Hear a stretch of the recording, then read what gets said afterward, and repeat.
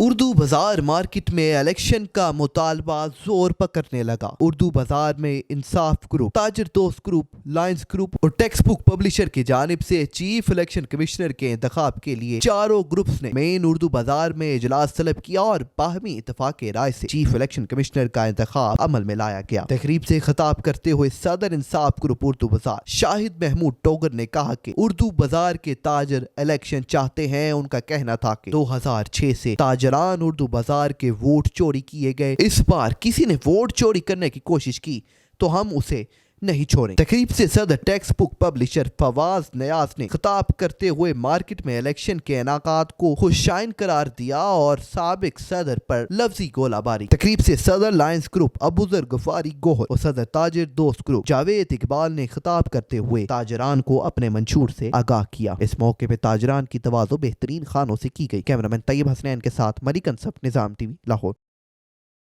روحانی آسودگی کے لیے بہترین مسجد کا قیام الغرض مصروف عمل ہے۔ چائنا اسکیم میں موجود جامع مسجد علم فاطمہ خدمت خلق کے اسی سلسلے کی ایک کڑی ہے۔ یہ خوبصورت مسجد دین سے وابستگی اور محبت کا منہ بولتا ثبوت ہے۔ اس مسجد کا ڈیزائن خاص طور پر مسجد نبوی شریف کی طرز پر تعمیر کیا گیا ہے تاکہ عاشقان رسول کی آنکھوں کو ٹھنڈک اور دلوں کو سکون پہنچے۔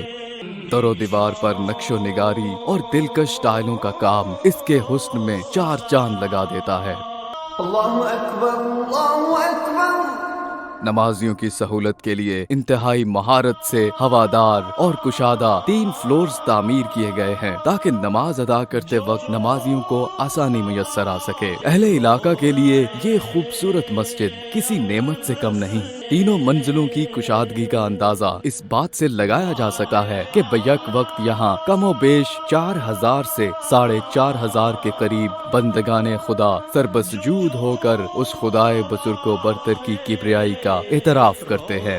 اہل علاقہ کے لیے یہ خوبصورت مسجد کسی نعمت سے کم نہیں۔ عوامی مفاد کے ان منصوبہ جات کے اجراء میں اللہ کی رضا کے علاوہ مخلوق خدا کی خدمت کا وہ جذبہ کار فرما ہے جو ماڈل سٹیل کی انتظامیہ کے کاروباری اصولوں میں روز اول سے ہی اہم جزو کی حیثیت سے شامل رہا ہے۔